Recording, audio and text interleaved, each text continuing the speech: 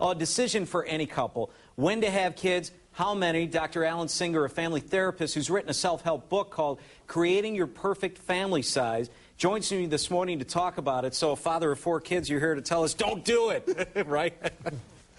No, I'm here to, the purpose of the book is to help couples make the best decision for themselves. People see the title, Creating Your Perfect Family Size, and they always want to know, what is the perfect family size? Right, how many? There's no perfect family size for Wisconsin or for the United States. What my book does is help couples make the best decision themselves. And I don't think it's productive when a couple gets married to decide what's the total number of children they want to have, or to decide what's the ideal number of children, but to take it one at a time and see how they like parenting. Go from there. Absolutely. Try, have the first one, see you know what the reality is of it, and then address it, reevaluate it together. And what about finances? How much does that play a role? Well, I put 92 self-test questions in the book. And the questions are broken down into individual questions. First of all, how do you feel physically, psychologically? Second, how's your marriage doing? Included in the marriage questions are finance questions. We're in a lousy economy here, and that plays a big factor.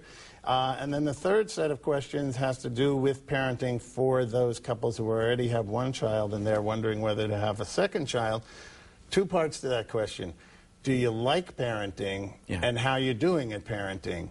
Because those could be 2 different things. People might be doing okay and commit to parenting, but not be all that thrilled with it. And then I say, don't be pressured externally to have another child, because people say, oh, don't you want to give Susie a brother or a sister? Right. So or instead of an only child. Exactly. And only children get a bad rap. People say only children are lonely. Not true. Absolutely happy, typical children. But what I say is don't make a decision for family size based on external pressure. Make it based on internal desire. And how important is it, because you hear this so much when you have 3 or 4 kids, they're all grown up, they're out of the house to college, and then you drift apart, you two. You don't know each other anymore because you were so dedicated to those kids. How important is it to still love one another and be dedicated to each other regardless of the kids? You're doing great promotion for my book. Because it's a parenting book that I say is about marriage, that I wrote on behalf of children. Yeah. Because the most delicate relationship in a family is the partners, and it's the relationship of the spouses, the parents. That often gets put on the back burner, just like you're saying.